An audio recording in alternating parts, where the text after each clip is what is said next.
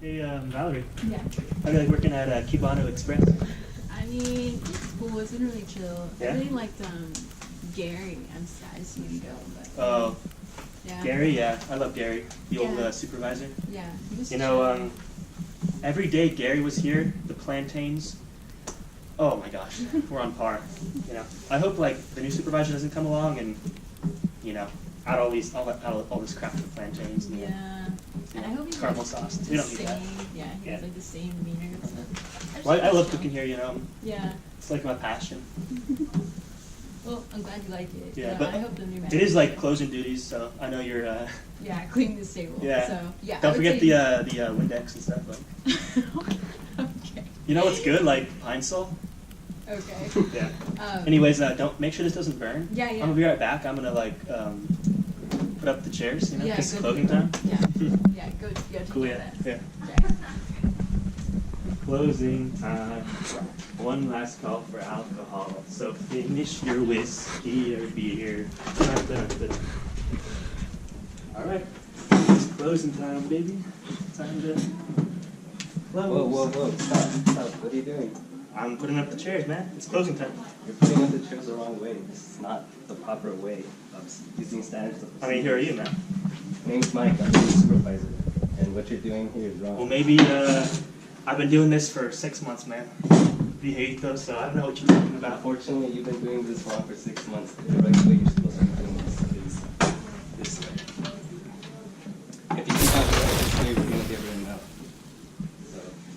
So you're telling me this is against standard operating procedures? This is the correct way, and yes, this is against standards of procedures. So, Man, Valerie, I'm so tired from last night. Like, I'm kind of hungover. Oh yeah. Is it cool if you spot me for a quick nap? I know I'm on the clock, but you know I'm not feeling good at all. Yeah, it's fine, dude. I mean, we've all been there. Thanks. Yeah, out there.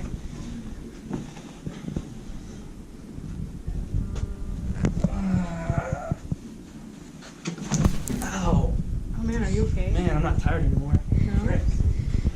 I don't know. I freaking. Are you I thought you were okay? gonna spot me. Oh, what? No, it doesn't work. There's like grease all over the chair. How am I supposed to sleep? Yeah, we're not even supposed to be studying. Anyway, want to see a cool way of getting up though? I mean, sure, yeah. Watch this though. Okay. Cha-ching! Pineapple.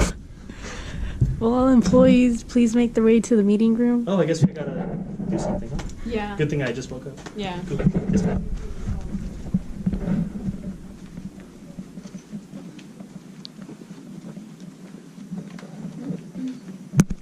You, do anything cool lately? Saw a movie. Oh, which movie? Oh, who's this guy? New guy, I guess. Huh? Yeah, I guess. hello everyone, welcome. Hi, man. Come in. Hi. Thank you for Hi, coming. who to are the you? meeting. I'm Mike. Oh, nice Nice to to meet meet you, man. Oh, wow, man. Oh, that's a firm grip, isn't it? Take a seat. Yeah, Take a alright. seat. Take a seat.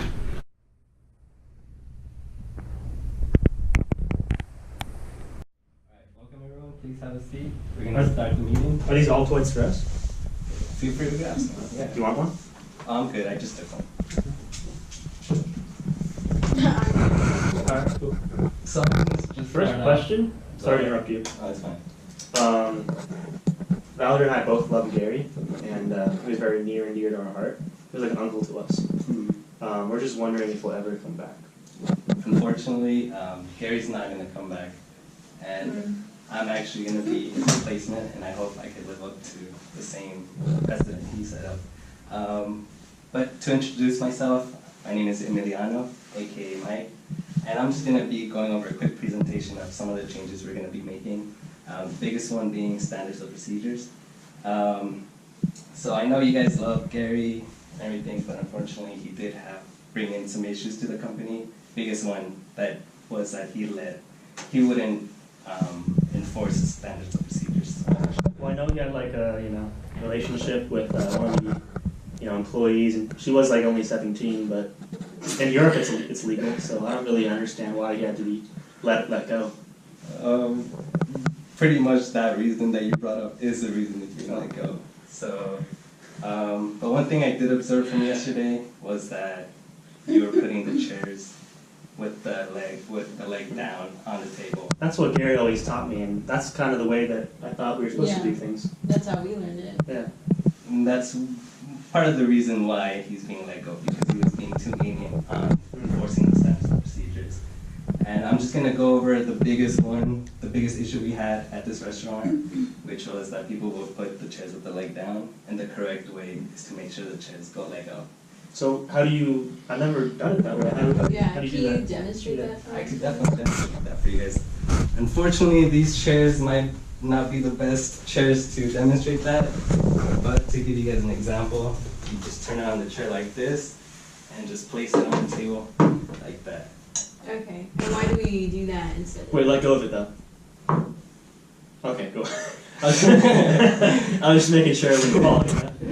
Yeah. And the reason you should do that is just to minimize, say there's an earthquake, which we get a lot of those here in California. The chairs are leg up, that makes them shake even more. Not as stable. Yeah, not as stable. That makes causing sense. the chairs to Yeah. go down.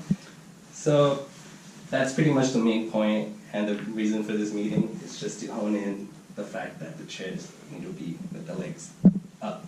Well, thank you for letting us know. Mm-hmm. That's the best way of doing it, to introduce yourself and making sure that we know the changes, in a nice, quiet, comforting environment. You're very welcome. And I hope I can live up to the same precedent. I believe that you may very much. Thank you. One more handshake for the road. Okay. Right. Alright, so what you guys just saw in this one skit was just an example of miscommunication in the workplace. And what we're trying to highlight is the fact that the manager, actually the new supervisor, didn't just went ahead and gave negative feedback to an employee without letting them know that he was the new manager. And then Trent is going to go more into depth about that. I feel like we've all had these kind of experiences before at work. No matter what job you may have had, these miscommunications, especially with employee and manager.